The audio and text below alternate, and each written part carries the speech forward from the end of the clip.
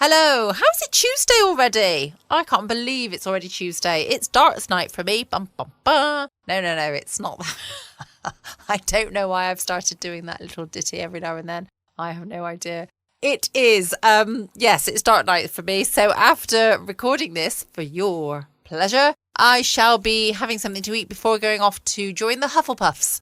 Yes, that's the name of our team in our darts match. I think we're playing somebody called the Crystal Caverns or something or other tonight. I don't know. It'll only be my third game. Still only my third game. Yes, it feels like I've been playing in this team for a very long time, but sometimes things get cancelled or things come up. But tonight should be fun and I get to see the girls, which is always a good night as well. What are you going to be doing this evening? Of course, you're going to be listening to tonight's podcast, aren't you? Yes. Tuesday is apparently the dullest day of the week, but not here at Foxy After Dark, where we have an awesome episode of Hancock's Half Hour. Of course, I should say it like he says, Hancock's Half Hour. I can't do it like he does, though. You can just listen to him say it in a minute instead. This one is episode 10 of series 4, and it is called Cinderella Hancock.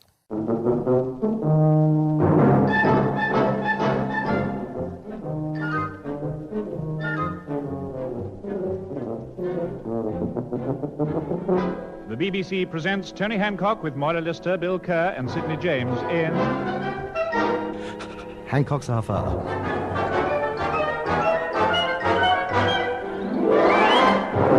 It's amazing how even in this modern day and age, the most fabulous things can happen to the most ordinary people, even to people as ordinary as Tony Hancock. Last week, he was walking through the park early in the morning, which wasn't surprising because that's where he slept the night before. Gaily, he makes his way along the crowded streets.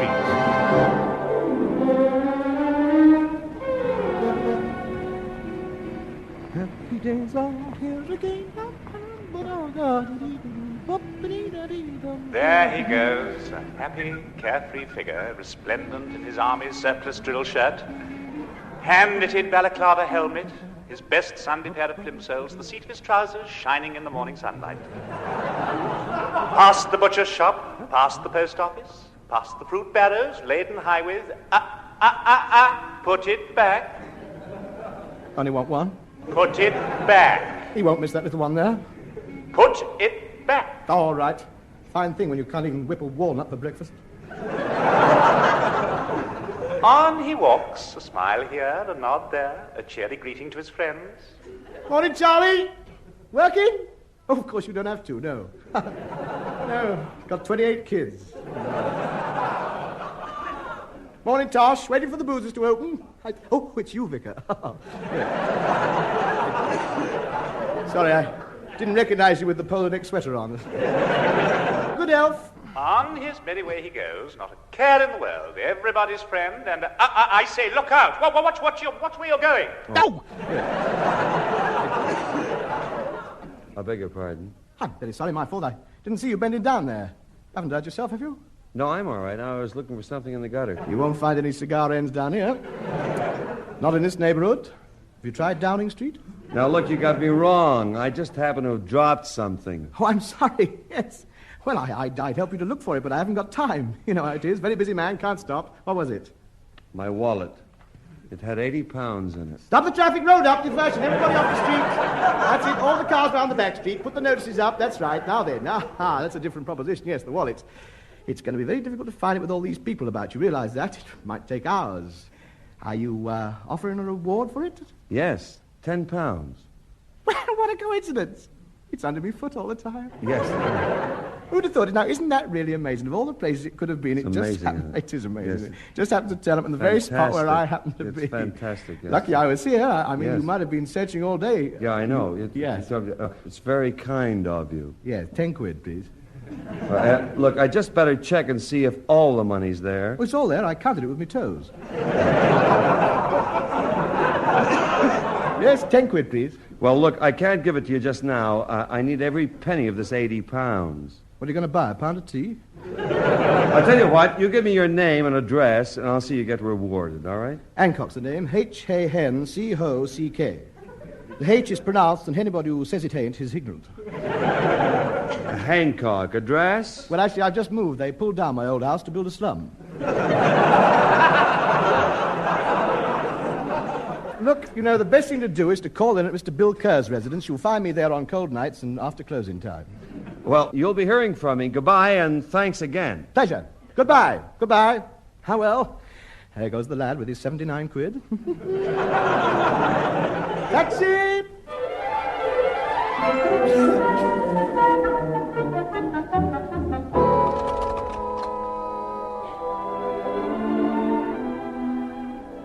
Morning, all. Hello, Tony. About time you got here. Honestly, Tony, I don't know how you've got the nerve to go out dressed in those rags. Rags? Rags? It's not my fault. I mean, I can't help being poor. We haven't all got money. Well, you should have. You earn enough. Yes, but you know how it is these days. By the time I've put it all in the bank, there's nothing left. You've got money in the bank. Why don't you draw some out? Not likely a cheque costs tuppence. Well? I'll be overdrawn before I got my pen out. Well, look, anyway, now you've arrived, you can get on with the housework. Oh, not again. It's not fair. It's not fair. I always have to do it. Look, you know the arrangement. I let you lodge here rent-free till you find a place of your own, and in return you do all my housework. Now, go on. Wash the dishes, make the bed, scrub the floors, clean the grate out, wash the curtains, chop some wood, bring the coal up, make the fire, iron my shirts, clean my shoes, dig the garden, and sweep the chimney. Looks like I'm going to have a hard week. Wait, that's only till breakfast time. After that, you can clean the silver and wash the bedclothes, scrub the copper. Now, wait a minute. Can I make a suggestion? What? Look, I walk in my sleep. Why not tie a brush to my head? I can whitewash the ceiling at the same time. Yeah, that's not a bad idea. I think that's... I was only being funny. Well, don't. You'd be out of a job if I didn't. Stop arguing and get on with the work. Now, look, I want this house looking spotless by tonight. All right. Pass me penny. Now me turban. Now then, what shall I do first? Start by sweeping the place out. Use the vacuum cleaner. I gave it away. Why? It was full up. Now, come on, hurry up and get started. Come in. Morning, Bill. Morning, Maura. Hiya, Sidney. Hello, Mr. James. Hello. Who's the new char? Plenty of meat on her, ain't it? I like 'em plump. Hello, my dear. You going to be nice to me? If you pinch me there once more, I'll fetch this shovel right across your face. Oh, Lord, it's you, is it? Yes. What you got that turban around your head for? Tony's doing my housework for me. Work? Him? He can't even spell it. Oh, yes, I can. W-E-R-K. You looked it up. Say, Sid, what brings you around here at this time in the morning? Oh, I wondered if you'd like to go to the ball tonight. What ball? The big film ball they hold every year. I managed to get hold of 2 extra tickets. One for you, Billy, one for Hancock. Where'd you get them from? I'm not saying, but if anyone asks who you are, you're J. Arthur Rank and Marilyn Monroe. But that's ridiculous. Neither of us bear the slightest resemblance to J. Arthur Rank.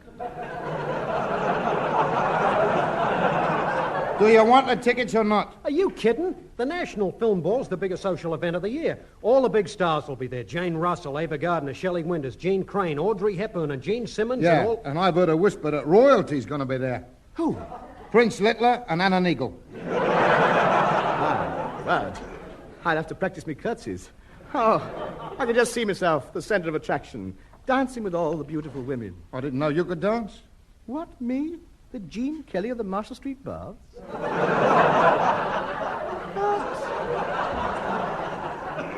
The lad with the educated feet? My.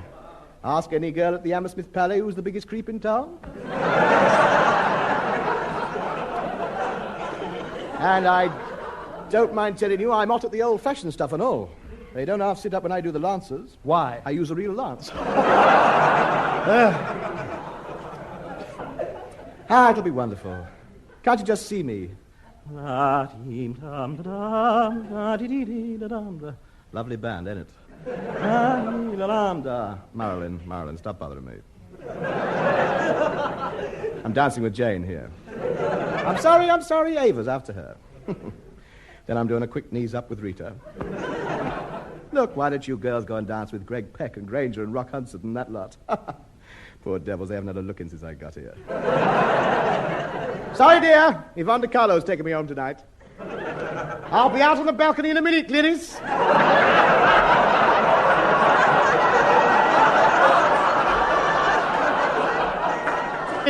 Glynis. Whip that tail off. It flaps around my feet something horrible. When I go dancing, I look so entrancing, they call me the bearer of the ball. This is it, the chance of a lifetime. The chrysalis emerges from its cocoon. The rose finally blossoms into full beauty. The dawn sweeps the... Okay, Dawn, here's the broom. Get going. You're not going to the ball. I never get any fun. You and Sydney always go out and enjoy yourselves while I'm left here all by myself. Piles of dishes in the sink. No fire. Nothing to eat. Abject misery. You got the television set, haven't you? Go on, make it worse. Woe is me. And I did so want to go to the ball. Well, you're not going. There. I've torn your ticket up. You mean beast. You don't want me to go to the ball, do you? Because I'm more beautiful than you are. Now, let's face it, Hancock. You'd be out of place at a do like this, wouldn't he, Billy? Yeah, of course. And if you go to this ball, people will laugh at you, and you're not used to it. Thank you, and goodbye, Sidney Jane. I'll chance it. Come on, lads. Please let me go. It'll be the only chance I'll ever get of dancing close to Jane Russell. What, a little bloke like you should be head and shoulders above you. I know.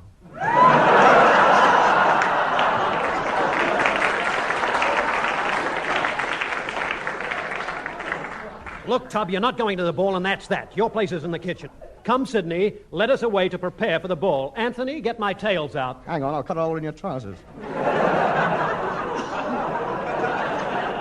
on, Billy, we'll be late. Coming, and don't forget, Tub, get all the washing done. See you later.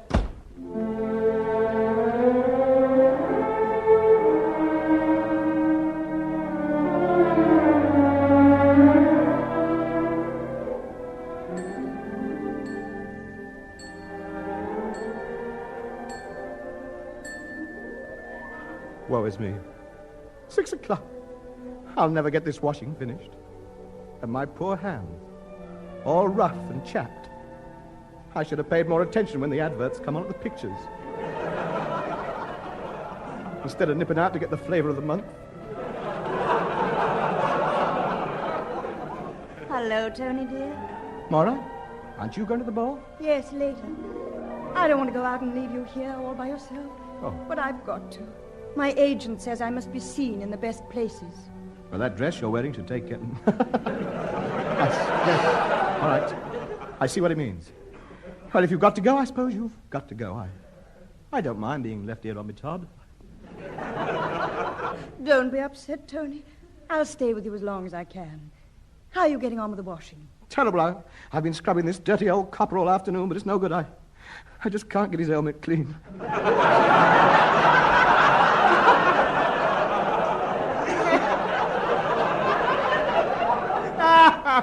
Laugh, clown, laugh. Oh.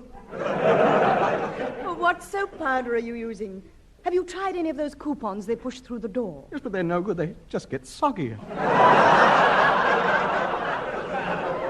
Oh, it's no good. My heart just isn't in it. I want to go to the ball.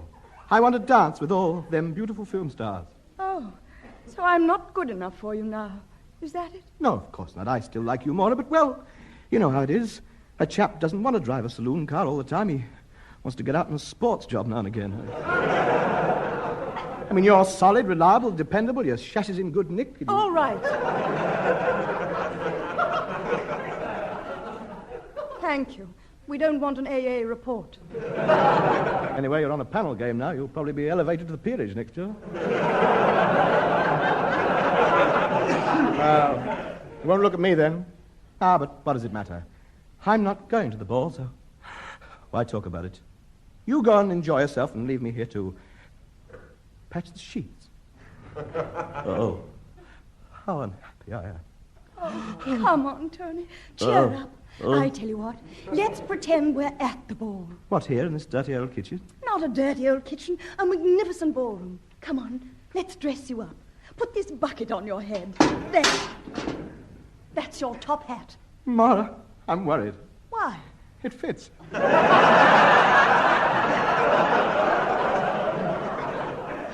Now then, this rug can be your cloak. Yes. Fastened to the neck by a beautiful gold chain. Eh? This string of onions. There, you look wonderful. Do I? Perfect. All ready to make your entrance.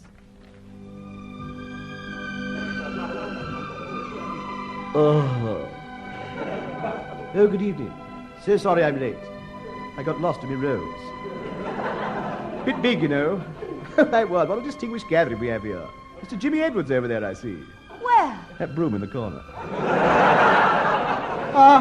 What a charming array of smiling faces. Smiling faces? That row of cracked plates on the dresser.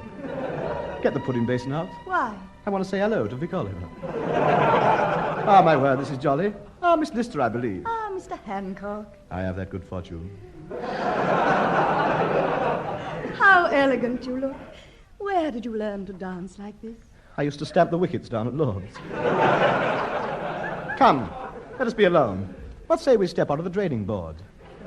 Would this night could go on forever and ever. It's no good. I can't go on with this mockery, this artificial bonhomie. I can't stand it. Oh, I want to stand it. No, don't. No, it's not as bad as that. There'll be other film balls. Please don't cry. I'm not crying, it's these perishing onions. Don't stay here any longer, Mora. You'll be late for the ball. I'll be all right. I've got the ironing to do. Could amuse myself burning triangles in Kerr's trousers. Well, goodbye then. Farewell. Have a good time. Well. All alone. While everybody else is enjoying themselves.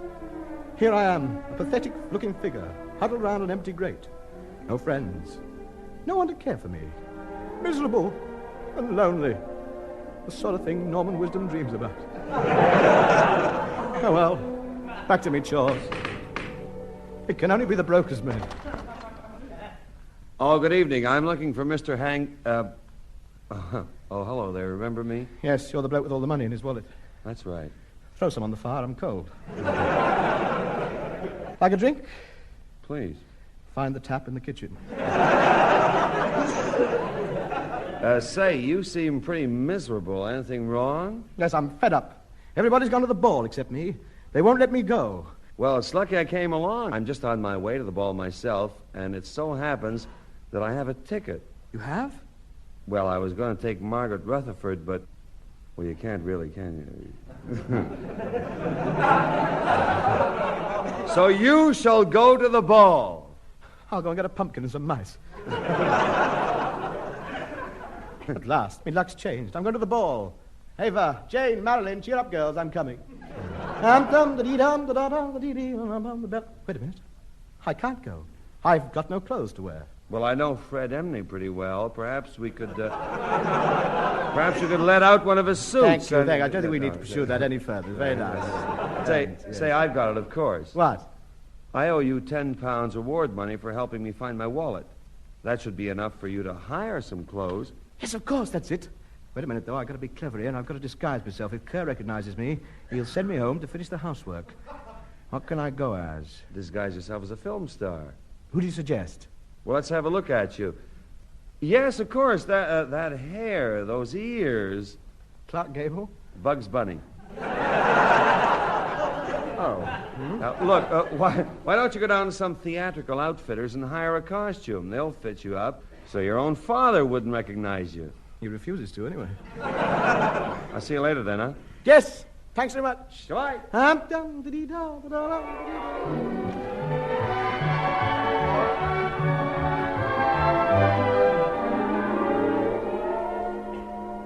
So you want to hire a costume, ain't it?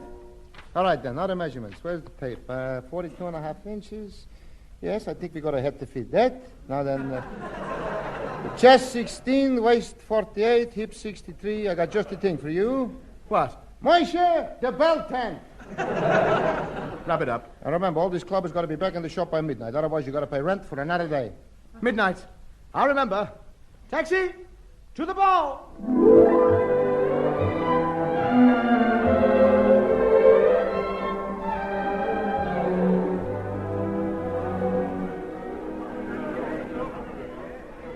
Oh, boy, Sidney, what a great ball this is. I was just dancing with Gene Simmons. Stuart Granger came up and said, "Excuse me." Oh, Gene was so disappointed. Yeah?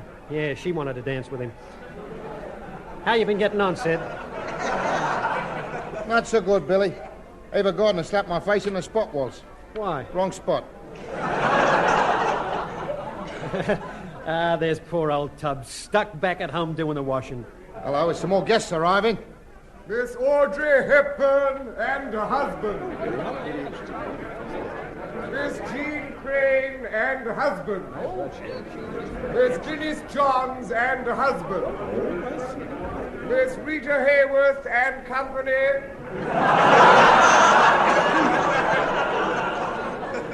Here's Royal Highness Sheikh Ali Aga Hancock. Hey, Sid, look at this guy in the turban and the beard. Yeah, who is he? Looks like an Egyptian. Could be. Shaped like a pyramid. Well, he's certainly the center of attraction. Everybody's crowding around him. Greetings, my friends. Greetings. Salam, salam. Nasa Nagib, Shish Kebab, Allah Akbar Rashid. Omar Abdul, Omar Khayyam, Omar Papad. Sort that lot out. Greetings, Your Highness. It is a great pleasure to have you with us. Enough chatter. Where's the women? I want to dance with them film bits, as they say in the East.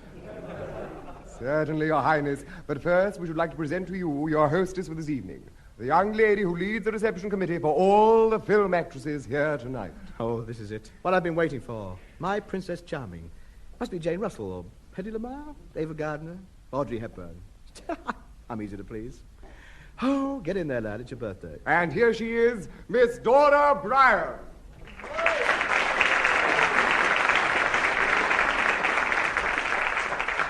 Oh, he's nice, isn't he? Good night. Where are you going? Back to the dishes. Oh, no, you're not. You're mine for the rest of the evening. Well, it's very nice. Thank you very much. I want trouble. I was expecting Jane Russell, you see, and well, you're a sweet girl. And Yes, well... Well, have a yashmak. But I want to dance. Yes, of course you do. Look, there's Boris Karloff over there. He's not doing anything. Go and frighten him. No. I want you, do you hear? I want you. Oh, that beautiful bushy black beard, it fascinates me. Let me go and you can have it. Well, what's the matter, Sheiky? Don't you like me? Well, I don't quite know how to put this, but... No. Well, for someone who didn't know how to put it, you phrased it very nicely. Cheeky devil. I may not be as good looking as Jane Russell, but you stand more chance with me. Oh, come on, let's dance. I've never danced cheek to cheek before.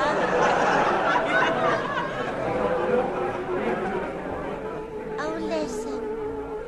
The lark is singing on high, and you Beautiful. are here so Yes, dear, very high. good. Lovely. Yes. Here we go. Left hand down.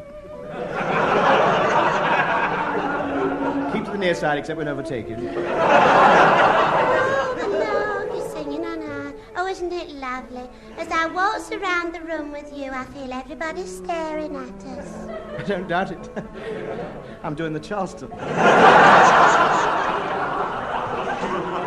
Oh, you are a beautiful dancer. You just glide across the room. My feet don't seem to be touching the floor. No, I'm not surprised. They've been on mine since we started.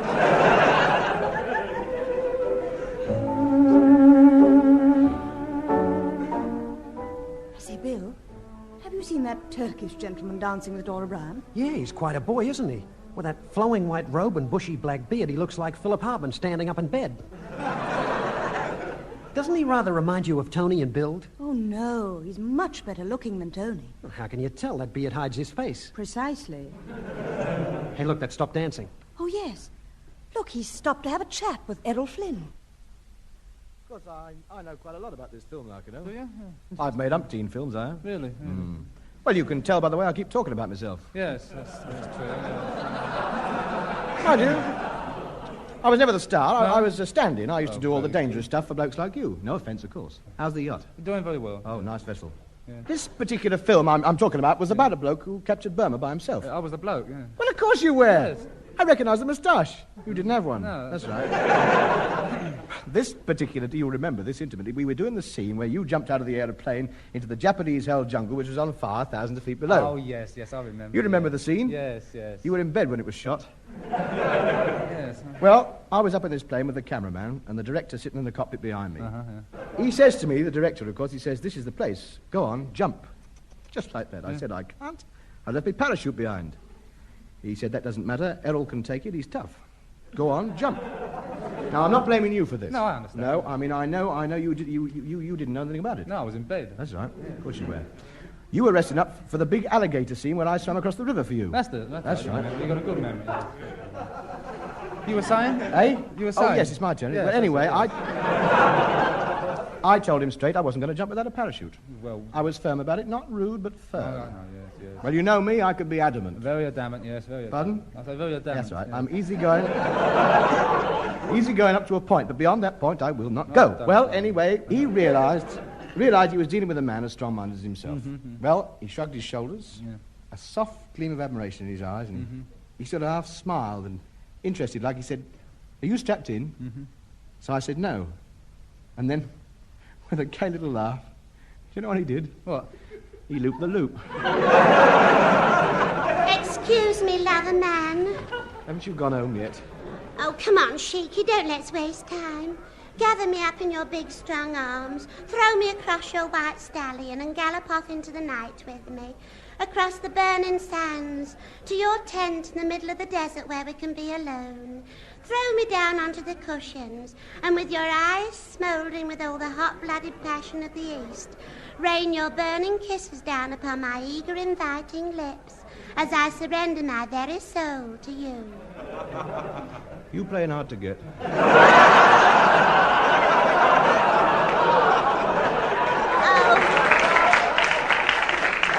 Oh, no.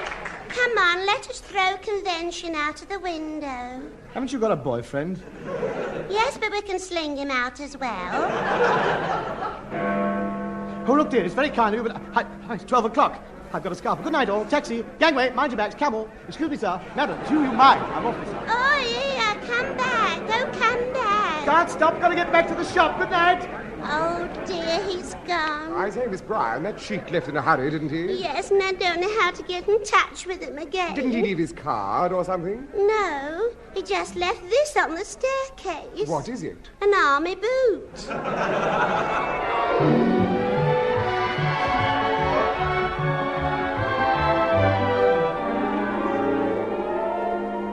You should have seen it, Tub. This fat little sheik hairs out of the ballroom so fast he leaves one of his boots on the staircase. Huh?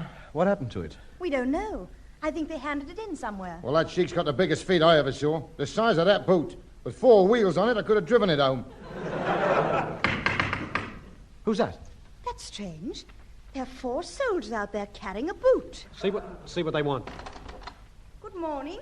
Can I help you? Good morning, madam. Have you got any men in this house? Yes, 3 if you count Mr. Hancock. Well, this army boot was handed in to us last night by a lady, a Miss Dora Bryan, who begged us to find out who the owner is. We'd just like the 3 men here to try it on and see if it fits any of them. Certainly, Corporal. No, much too big for me. Now you, sir. Right. There. It's quite a good fit. I got both feet in it.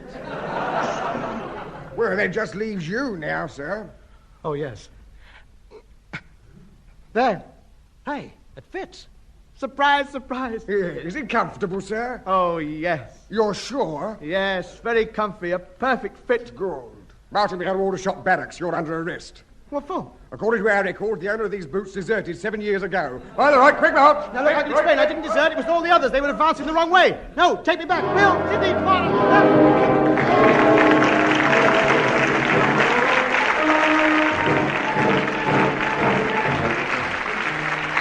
That was Hancock's Half Hour, featuring the lad himself with Moira Lister, Bill Kerr, Sidney James, Dora Bryan, Paul Carpenter and Kenneth Williams. Incidental music was composed by Wally Stott and recorded by the BBC Augmented Review Orchestra, conducted by Harry Rabinowitz. The script was written by Ray Galton and Alan Simpson, and the programme, which was recorded, was produced by Dennis Mayne Wilson. Welcome back. I hope you enjoyed our latest episode of Hancock's Half Hour, the funny man himself. I'd normally start a Tuesday night with some jokes because, of course, comedy night are nights for jokes as well. But you know what? I'm just rubbish. I'd be a terrible comedian because I never remember the punchlines for a start. It's not good. Instead, I would just simply tell you that I will be back again tomorrow night from 6 p.m. GMT. I will give you an update on how my darts night went and how the team got on tonight. I shall let you know. You can also check out my podcast page at patreon.com/Foxy After Dark. Can't wait to catch up with you all tomorrow night for another episode. Stay safe, guys. Always be kind. Love you all.